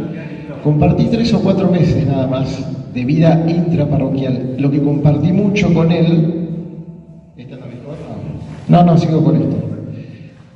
Lo que compartí mucho con él fue la vida extraparroquial, porque compartí su amistad, que nos hicimos amigos en Acción Católica, y también compartí la pasión por el periodismo, por estudiar periodismo, o licenciatura en comunicación social. Yo creo que hay dos personas, unas personas que empujan para atrás y otras personas que empujan para adelante. Y yo creo que Ale era de esas personas que empujaban para adelante. Yo olvidé, yo locución, yo ya no estudio más nada. Bueno, derecho 20 años después, ¿no? Y él se había puesto en la cabeza que yo estudiara locución y me quería internar en el ISER. Yo digo, no, vale, yo ya estudié, ya no voy a estudiar más. Bueno, paralelamente a esto, él comenzó con inferiores platenses. Mucho éxito. Entonces, digo, si vos querés yo te ayudo a la producción del programa. Bueno, vamos a la primera reunión, y estábamos en la reunión, y él dice, bueno, y la locución la va a hacer Matías. Que no me había dicho nada, me impuso a hacer la locución. Y así lo ayudé a hacer la locución hasta que después me reemplazó Ezequiel Herrero, que sí estudiaba locución y lo hacía muy bien. Pero él era un motivador e instaba a que el otro se superase. Y para cerrar, porque acá me están apurando, quiero dar otra anécdota que habla del testimonio de Ale en un territorio muy hostil como era la Facultad de Periodismo en esa época. Nosotros cursábamos una materia, y la cursamos providencialmente porque no debimos cursarla juntos, que era Historia de América Latina. Los que han estudiado en la Universidad Nacional de La Plata se darán cuenta que es un territorio un tanto hostil para los católicos, ¿no? Se cae un cartelito y la culpa la tiene la Iglesia, nos echan la culpa de todo. Y estábamos en clase de Historia de América Latina con el profesor Roberto Viguera, que era un bonachón, era un buen profesor, pero Robertito Viguera tuvo la torpeza de seguir al rebaño y nos daba a la iglesia, nos empezó a pegar. Entonces con Ale nos miramos y dijimos, esto es la nuestra. Y levantamos la mano para rebatir lo que estaba diciendo. Y el pobre Viguera nos dio la palabra, graso error, porque él pensó que íbamos a seguir, a hacer el caldo gordo. Y no, y empezamos a retrucarle. La cara de ese pobre hombre, nunca imaginó que dos pibitos universitarios, yo con el pelo largo, le dijéramos que no estábamos de acuerdo y diéramos un poco testimonio de lo que estábamos viviendo. Pero acá no termina la anécdota, porque atrás nuestro empiezan a levantar la mano otros compañeros. Yo le digo, Ale, acá, Ale, somos carne de cañón, nos van a matar. Y sorpresivamente, el profesor Viguera, desesperado por darle la palabra a otros para juntar ovejas a su su propia ideología. Y todos, o la gran mayoría de los que levantó la mano, nos apoyaban a Ale y a mí. Entonces siempre nos acordamos, con Ale nos acordamos y nos reíamos primero de la cara del profesor y después de cómo nos animamos en un territorio muy hostil a dar testimonio de Dios. Y una clase en que no nos sacamos un 10, en que no probamos la cursada, pero sí una clase en la que nos animamos a dar testimonio. Y yo creo que Ale, sin demostrar tal vez que era tan espiritual como en realidad lo era, me parece que lo más importante fue ese legado, ¿no? Que era un tipo sencillo, que era un tipo que siempre intentaba mejorar al otro. Y por eso lo estamos recordando. Por eso su paso por esta tierra no fue en vano y por eso nos sigue acompañando. Yo estoy seguro que está acá muy contento y matándose de risa como siempre lo hizo y acompañándonos a nosotros. Voy a darle la palabra a los demás miembros del equipo de lo que fue nuestro gran capitán. A ver quién quiere hablar. Bueno, hola, ¿qué tal? Yo soy Paola, me voy a hacer poner cerquita acá de la Purísima porque lo que tengo para decir tiene que ver con ella y tiene que ver con Ale. Estoy saldando una deuda que tengo con estos papás hace 13 años que llevo encima este testimonio y no lo compartí nunca. Con Alejandro no éramos amigos profundos, no compartimos grupo de jóvenes en ninguna comunidad, no compartimos muchos mates ni grandes charlas. Alejandro lo conocí porque yo era circunstancialmente la novia de un amigo suyo y de todos los amigos de que era mi novio en ese momento, Alejandro era mi preferido porque yo sentía que si Alejandro estaba cerca de Andrés, Andrés era mejor persona. Entonces Alejandro capturaba mi atención de una manera que no la puedo explicar, como muchas cosas que tengo para contarles tampoco las puedo explicar. Lo único que puedo decir de Ale es que me fascinaba su sonrisa y yo quería tener su sonrisa porque había algo magnético en ella. Por esas cosas de la vida también nos separamos con Andrés, dejamos de estar de novios. Y con el tiempo me entero que Alejandro está enfermo. En ese momento yo lo único que quería era unirme profundamente a él en lo que sentía que teníamos en común, porque muchos no nos conocíamos, pero sí sabía que él era un tipo de fe y yo también. Entonces me propuse diariamente rezar con continuidad para que sea lo que el Señor quiera para él, que eso iba a ser lo mejor. Todos los días, a partir de que me enteré de su enfermedad, empecé a dedicar mucho tiempo de oración diario y abandoné algunas cuestiones como mirar televisión, por ejemplo, que me distraían de la oración puesta en Alejandro. Porque sentía que si yo rezaba por él, nos íbamos a unir. Sentía que aunque estuviéramos lejos, iba a poder pedir por su fortaleza espiritual y para que no pierda esa sonrisa que yo recordaba. Mientras tanto, el sacerdote de mi parroquia, Nuestra Señora del Perpetuo Socorro, el padre Mario Ramírez, me comenta que le había escuchado que había un lugar, un cerro en Salta, donde la gente iba y rezaba, y me pide que vaya a ver de qué se trataba eso. Casi que de espía, diría yo. Y como sabía que yo era una persona bastante escéptica para algunas cosas que tenían que ver con grandes manifestaciones, me acerqué, viajé. Cuando viajé no vi nada extraordinario, lo único que vi fue mucha gente rezando y que al mediodía rezaban el rosario y después del rosario la gente seguía rezando.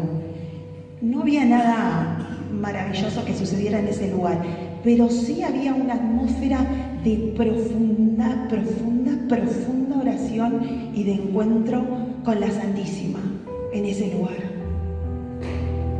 Entonces no había nada más para hacer porque mucho silencio reinaba en ese lugar que ponerse a rezar. Yo venía hacía mucho tiempo ya rezando por Alejandro y al momento de cerrar los ojos, esto era antes del mediodía, antes del rosario, veía que Alejandro estaba de rodillas en ese lugar. No era algo que yo podía inventar, era algo que aparecía. Yo rezaba, cerraba los ojos y veía a Alejandro de rodillas ahí. Fueron pasando las horas, pasó el mediodía y luego del mediodía Alejandro estaba en el hospital en ese momento, estaba todavía internado. A las 3 de la tarde, una hora muy especial para los que tenemos fe, al cerrar los ojos veo que había una mujer que no alcanzaba a ver del todo su rostro, una mujer de pelo castaño con un velo en su cabeza.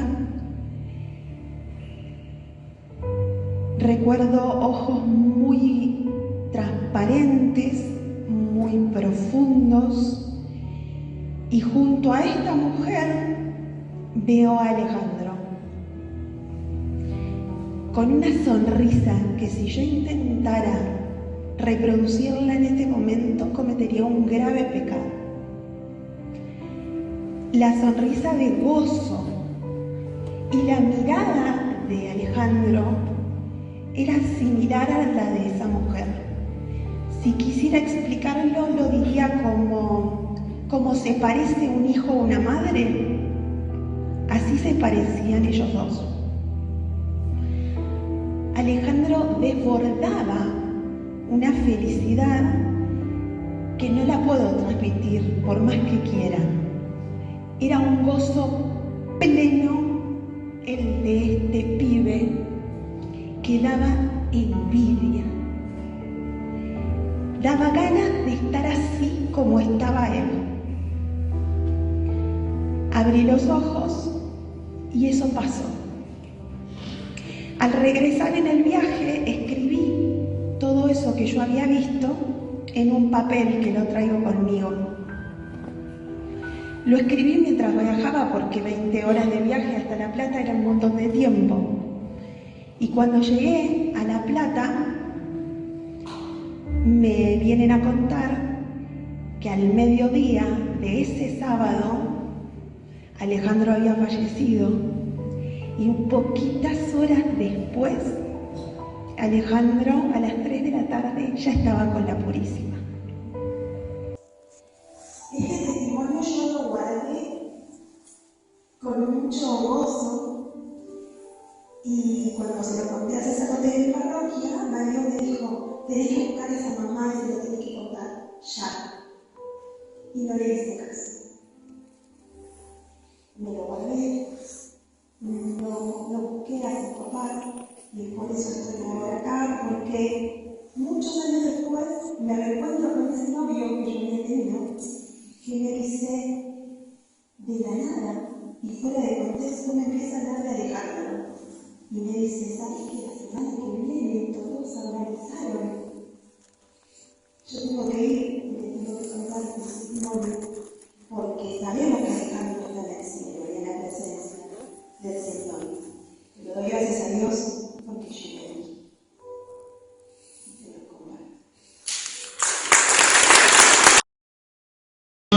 De integrar a las personas y que de hecho sin ponernos de acuerdo, Vero lo estuvo comentando, que vos llegabas a la casa de Ale o en donde te lo encuentres, había gente de la comunidad, gente que era de la facultad, gente del barrio, yo que no era ni de la comunidad, de la universidad, pero teníamos amigos en común y él tenía esa capacidad de integrar a todos, que, bueno, para mí se materializó en ese cumpleaños a través de esta camiseta, en donde me terminó de entregar como la tarjeta de ingreso a la comunidad de Ale, por llamarlo de alguna manera.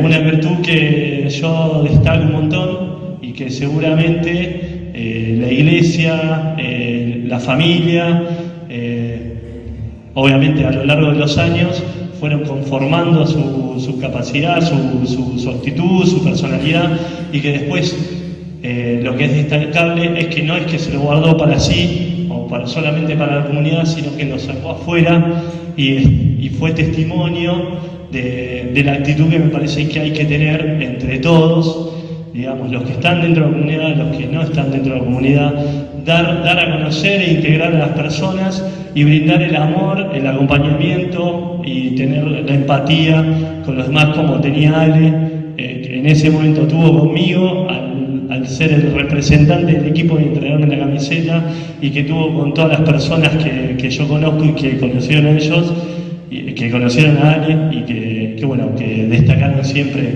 esa particularidad de él. Nada. Palabras, voy a contar rápido algo que le conté a la mamá de Ale. Hace menos de un año me la crucé y sentí la necesidad de contarle una cualidad de Alejandro. Para mí, algo que me causó a mí, fue impresionante. Yo lo conozco gracias a un amigo, un hermano, Pablo Morosini, y esto es más, vamos a salir un poco del contexto, es más para los futboleros, es para los que juegan al fútbol, para los que viven el fútbol. El fútbol para mí es perfecto, es una de las cosas más lindas que hay. Yo lo conozco lo conocí a Pablo, me lo presentó Alejandro y nos conocimos jugando al fútbol en la 32.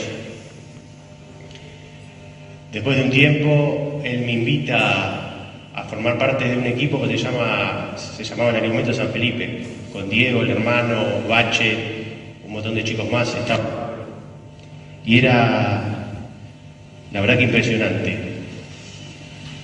Yo pensaba que jugando al fútbol no podía ser más feliz. Hoy en día lo sigo pensando, hasta que lo conocí a Alejandro. Alejandro hizo en mí que ese momento de felicidad sea más perfecto. Yo hoy en día sigo jugando al fútbol, sigo siendo feliz, pero no volví a ser feliz como cuando jugaba con él.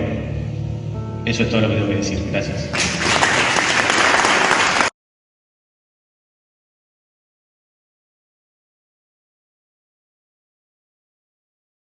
El profesor Coco escribió un libro, sobre un librito, sobre el centenario y sobre la historia de la comunidad. Y nosotros recibimos un templo ya construido y también ampliado,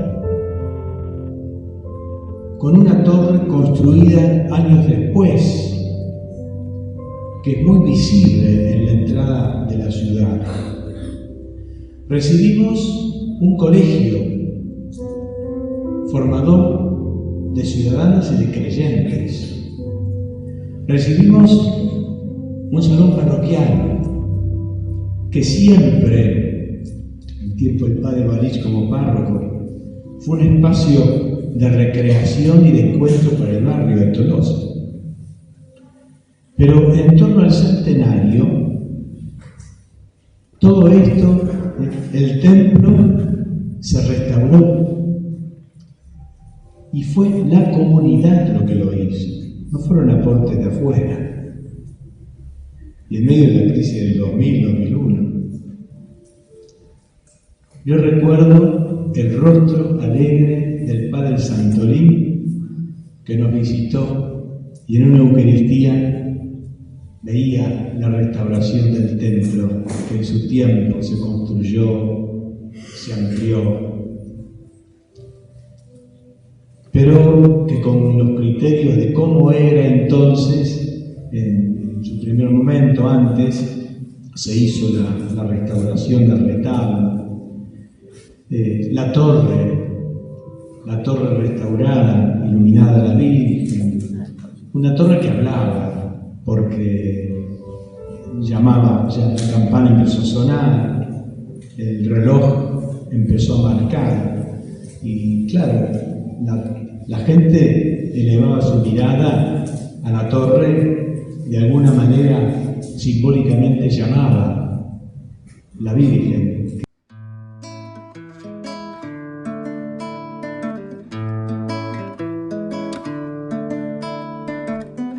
Flor del Carmen.